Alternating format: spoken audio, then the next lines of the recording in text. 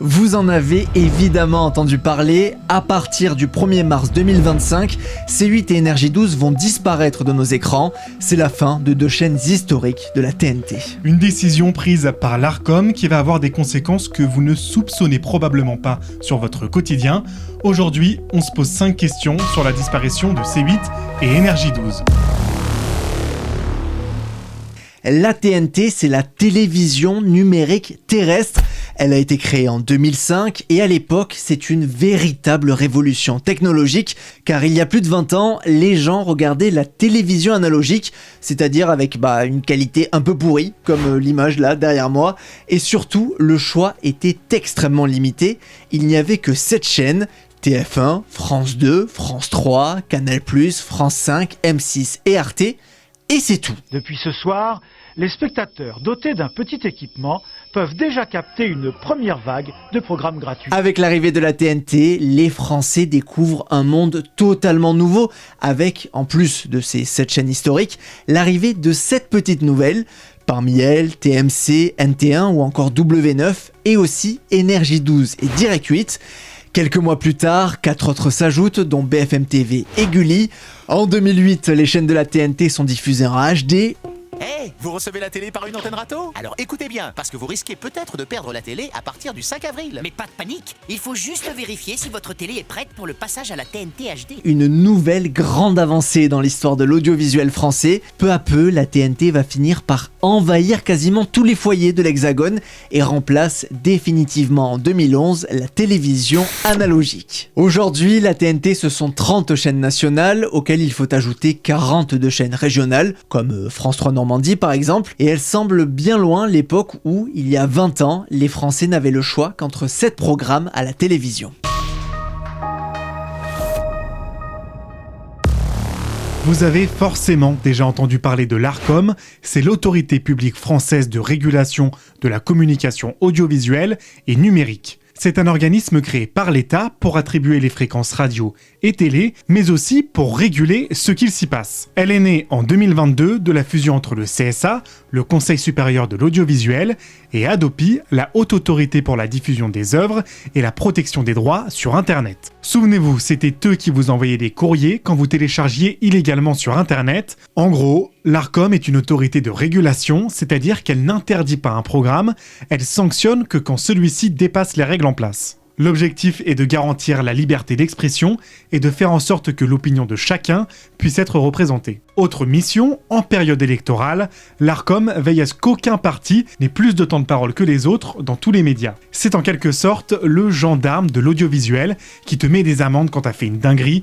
Et oui, l'Arcom met vraiment des amendes. Le 1er octobre 2009 par exemple, France 2 est condamnée à 100 000 € d'amende pour manquement à la déontologie. La chaîne avait annoncé la mort d'un enfant en donnant son nom dans un reportage, alors qu'il était bel et bien vivant. Ils peuvent aussi sanctionner dans le cas où des marques apparaîtraient dans une émission et pourraient être considérées comme de la publicité clandestine.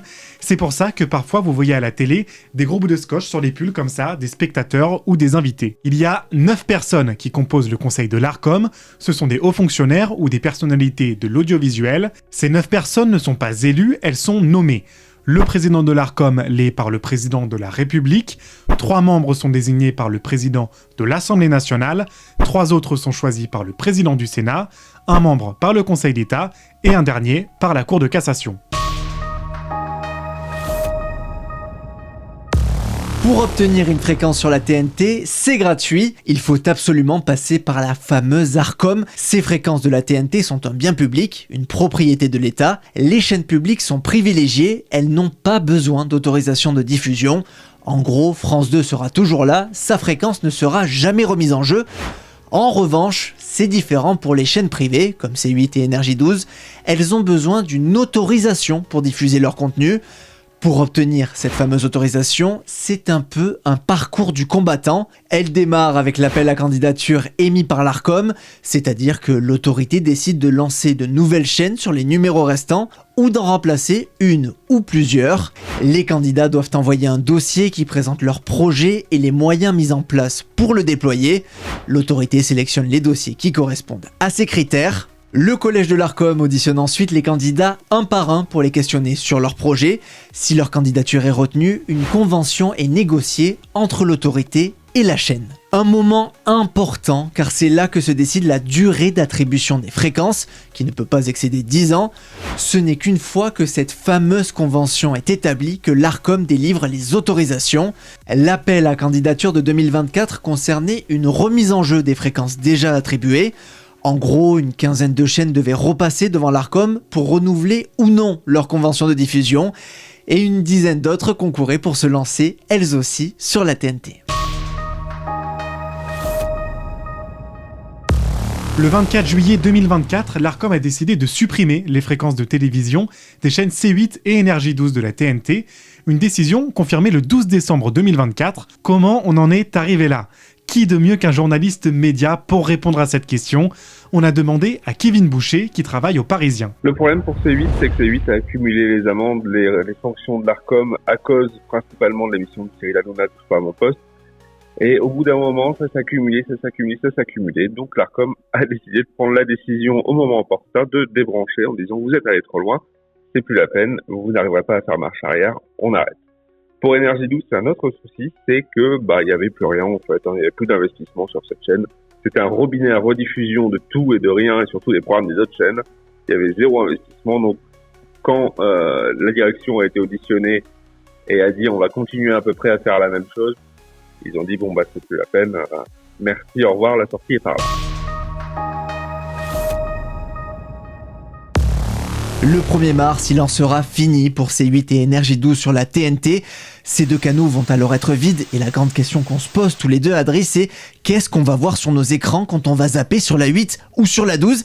Et tout simplement, il se passera ça. Les bienvenus dans 28 minutes, merci. Je suis habituée à marcher sur les talons. Rien, vous passerez tout simplement de la 7 à la 9 ou de la 11 à la 13. Donc non, il n'y aura pas d'écran noir pendant 4 mois, comme ça a été raconté. Ce ne sont pas les premières chaînes à être rayées du PAF. L'exemple le plus parlant de chaîne qui a subitement disparu, c'est probablement France O. C'est d'ailleurs la première chaîne gratuite de l'histoire de la TNT à avoir été supprimée. La raison, le manque d'audience.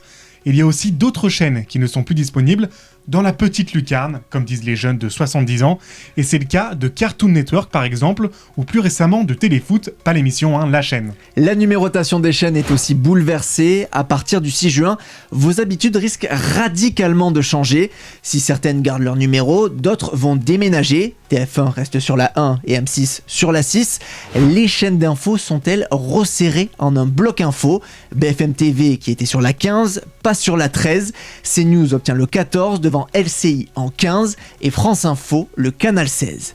Et à partir de juin, Canal+ a décidé d'elle-même de quitter la TNT. Elle est donc remplacée par France 4. Et ça, c'est un gros changement, Adri. C'est même une décision assez inattendue puisqu'elle a été donnée peu de temps avant l'entrée en bourse de la chaîne. Canal+ n'a pas fait les choses à moitié. Le groupe a décidé de retirer toutes ses chaînes payantes, donc Canal+, Canal+ Cinéma, Canal+ Sport et Planète+. Ah ? Oui, Raph, c'est une des conséquences du retrait de C8. Le groupe évoque aussi l'augmentation de sa taxe versée au CNC et des menaces sur son taux de TVA. C'est un Big Bang pour le monde de la télévision, puisque Canal+ est la première chaîne payante de l'histoire de la télé française. Elle est dans les foyers français depuis 1984. Avec la disparition de C8 et Énergie 12, ce sont deux nouvelles chaînes qui vont débarquer sur la TNT. OFTV comme Ouest France TV et T18, la chaîne du groupe média CMI France qui appartient au milliardaire tchèque Daniel Kretinsky. Elle s'installe sur les canaux 18 et 19 et commence à diffuser leurs programmes à partir du 1er septembre. Ces deux chaînes ont beaucoup été accusées de ne pas être prêtes dès le mois de mars pour remplacer C8 et Énergie 12, sauf que ce n'est pas une surprise. À aucun moment, les responsables de ces médias n'ont déclaré que les nouvelles chaînes seraient lancées dès mars 2025. Ça a toujours été cette année, et pour le mois, là aussi c'était déjà décidé, septembre. Et ça, ils l'avaient dit dès leurs auditions devant l'Arcom. Effectivement, sur le calendrier, nous nous sommes positionnés pour le 1er septembre 2025. C'est effectivement un souhait fort chez nous. On veut faire un travail sérieux, et on pense que ce délai est nécessaire. Donc ça nous semble raisonnable et pragmatique de viser le 1er septembre 2025. Le paysage audiovisuel français va donc grandement changer, vos habitudes vont être chamboulées avec la disparition de C8 et Énergie 12. J'espère que nos réponses à ces 5 questions ont pu vous éclairer. Si jamais il y a d'autres sujets que vous aimeriez qu'on aborde, proposez-les nous en commentaire. Nous, on vous donne rendez-vous la semaine prochaine pour une nouvelle vidéo.